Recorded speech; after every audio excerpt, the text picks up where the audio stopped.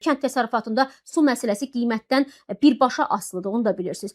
Suvarma imkanları məhdudlaşdıqda məhsuldarlıq da aşağı düşür, məhsul da olmur, məhsuldarlıq aşağı düşəndə eyni sahədən daha az məhsul götürülür və s. və axır. Bu bir təxminən tənlik kimi bir şeydir. Su yoxdursa, orada məhsul az götürülür, məhsul az götürüləndə bu avtomatik olaraq qiymətə təsir göstərir və s. və axır. Halbuki bunu tənzimləmək mümkündür. Halbuki, yəni belə deyək də, bu kənd təsərrüfatı elə bir sahədir ki, mən onun mütəxəssisi deyiləm.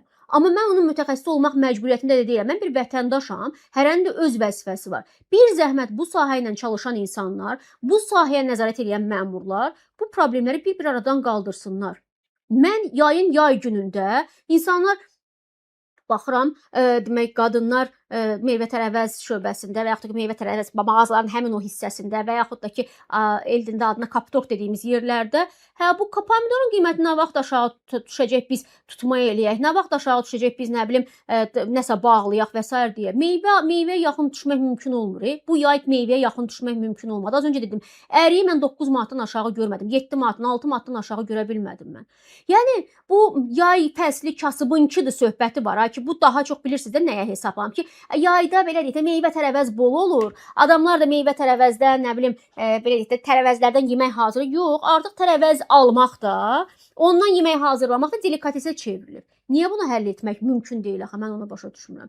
Marketlərdən isə hələ heç danışmıram dəyərli izləyicilər. Bilmirəm başınıza gəlib yoxsa yox. Gedirsən marketə, piştaxtadakı qiymətlə kassadakı qiymət üst-üstə düşmür. Bu bir mənalıdır.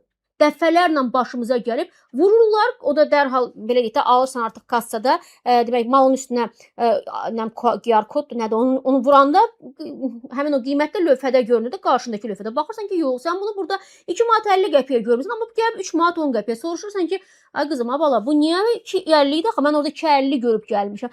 Xanım, qiymətlər dəyişib. Çox rahat şəkildə sənin cibinə girirlər. Heç bir Allahın bəndəsi də demir ki, bəs yaxşı, sənin cibində o qədər pul var, axı sən hesablayanda bu məbləğdə bazarlıq eləyəcəyi hesablamasan. Təkcə bu deyil axı dərd, bir deyil, iki deyil. Baxırsan, istifadə müddəti keçib məhsulun, alırsan, indi baxmamısan da, indi eynəyin yanında olmayıb həmin gün. Artıq yaşı 40-dan keçənlərin hamısı eynəklə yaxın məsafəni görürlər, içi mən qarışıq. Baxmısan, görməmsən, gəlmisən, almısan, gəlib görürsən ki, bunun müddəti, istifadə müddəti 2 ay bundan əvvəl bitib və yaxud da 15 gün bundan əvvəl bitib. Əsəbləşirsən, gedirsən malı aparırsan mağazaya, deyir ki, baxaydın da. Zorla vermişik sənə. Bax, qızıl-qırmızı Azərbaycanda deyir o hər şeyə bir çarə var, həyasızlığa çarə yoxdur. Həyasız adamlara izah eləyə bilmirsən ki, ay bala, sən vaxtı, keçmiş məhsulu piştaxtada saxlaya bilməzsən. Buna nəzarət eləməzsən. O boyda işçi gətirib saxlayırsan. Baxmayaraq ki, o işçilər də bilirsiniz də, hüquqları kifayət pozulur. Gətirib saxlayırsan o işçiləri və onlar bir-bir ona nəzarət eləməlidir. Hansı malın istifadə müddəti keçib, yaşlısı var, bunun uşağı var, bunun anası tərəfindən göndərilir ki, get nə bilim, smetan al, get nə bilim, qaymaq al, gəl. Bu uşaq onu baxmağa da məcbur deyil. Yaşlı adamın gözü görmür, deyir, yəqin qoymusan ağılsın. İnsanlara bax, belə, bu reallıqlardan, bu, belə deyək də, hər şeydən iyrəndirməyin adı nədir? Mən də onu bilmək istəyirəm. Yəni, az öncə də dedim, dünyanın heç bir yerində görülməyib. Həldən uzaq İsveçrədə belə, İsveçdə belə heyvandarlıq, malqara ilə bağlı, belə deyək, sahələr inkişaf eləyir. Bizim tərəkəmə cəmaatıq da, biz yeri gəlsə, otlaqlardan tutun nəyə qədər hər şeydə var. Amma bizim ölkəmizdə biz əti gedirik Manqolistandan alırıq, o dondurulmuşunu alırıq. Dadı tamı bilinməyən, bilmirəm almısınızmı, yemisizmi, yəni yeyənlər danışırlar. Həqiqətən də bax, mən bir daha söyləmək istəyirəm ki, fermerdən 1 manata çıxıb bazarda 3 manata satılan məhsulun gəlmə nöqtəsi niyə belə məşəqqətli olur? Mən onu anlaya bilmirəm. İstehsalçının ən çox sevdiyi və verdiyi suallardan biri də budur ki, məhsulu fermer ucuz satırsa, niyə mən baha alıram? Fermerdən soruşsan, deyir 1 manata vermişəm mən. Mağazaya gəlib çatıb 3 manata. Bu sualın cavabı da heç şübhəsiz ki, məhsulun tarladan süfrəyə qədər bütün marşrutunu araşdırmaq lazımdır. Fermer var, kənddə alıcı var, sonra rayon topdan satış məntəqəsi var, sonra logistika var, sonra şəhər topdan satış bazarı var, sonra marketdir, bazardır, sonra istehsalçıdır. Görürsünüz neçə pillədən gəlir. Hər pillədəki adam üstünə 20 qəpik, 30 qəpik, 50 qəpik, 60 qəpik qoyanda ki, hamının xeyri olmalıdır da. Bax, belə bir anormal vəziyyət gəlib düşür ortaya. Və biz bilmirik ki, yəni bunun, məsələn, kimsə bizə desək ki, məsəl üçün də, bu müvəqqəti bir problemdir, müəyyən müddətdən sonra demək, həll olunacaq və s. Bunu desə biz anlayarıq. Amma bunun nə zaman həll olunacağı da bəlli deyil. Ona görə də üzü belə deyək də problemlərə doğru getməkdəyik. O baxımdan da bax tamaşaçılarımız da yazırlar ki, demək, nə vaxt ki hektarlarla əkməyəndə qiymətlər də ucuz olacaq. Bəli, Füzuli Şəfiyev deyir ki, bəzi insanlar var ki, bəzi məmurlar var ki, bəzi, çünki ümumiləşdirmirik, bəzi məmurlar var ki, həmin otlaq sahələrini keçiriblər öz belə deyək də himayələrinə çox rahat bir şəkildə. Heç kəsə də imkan vermirlər, monopoliya eləyirlər və ondan sonra da həmin o malın qiyməti gəlir çıxır kəllə çarxa. Bəli, belə deyim, mal məhsul yetişdirənlər alverçilərdən qat-qat çox əziyyət çəkirlər. Bu da heç şübhəsizdir. Amma yenə də nəticə etibarilə o qazana bilmir. Biz də əziyyət çəkməli oluruq və ortada bax belə xoşagəlməz bir situasiya yaranır. Biz hərdən deyirik, niyə bahalaşma var, niyə bahalaşma var? Bu həqiqətən də demək səbəbləri arasında dediyim kimi diqqəti cəlb edir. Bir tamaşaçımız yazır ki, biz fındığı neçəyə satırıq? 80 qəpiyə satırıq deyir. Belə təmiz nehrə yağı var, 25 manata deyə yazan tamaşaçımız var. Yəni yazırlar, burada bizi bütün bölgələrdən izləyən insanımız var və onların da məsələ ilə bağlı öz yanaşması var.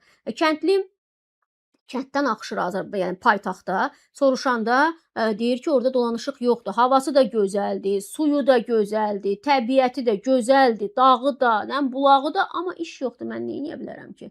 Durur, çıxır, gəlir, dəfədarağını yığır, gəlir Bakıya, bir tikinti şirkətində işləməyə başlayır. Və ailəsini də özündən bir yerdə ya gətirir, ya orada saxlayır. Yəni durumdan asılı olaraq. Bəzən 5-6 nəfər birləşirlər, bir evi kiraya tuturlar 10 manatdan, 15 manatdan. Başa düşürsünüz? Elə belə deyək, keyfiyyətsiz, çox bir şəraiti olmayan evlər və aylar uzun orada qalırlar ki, heç olmasa bir tikintidən pul ala bilsinlər, ailələrinə göndərə bilsinlər. Bax, belə bir vəziyyət yaranıb.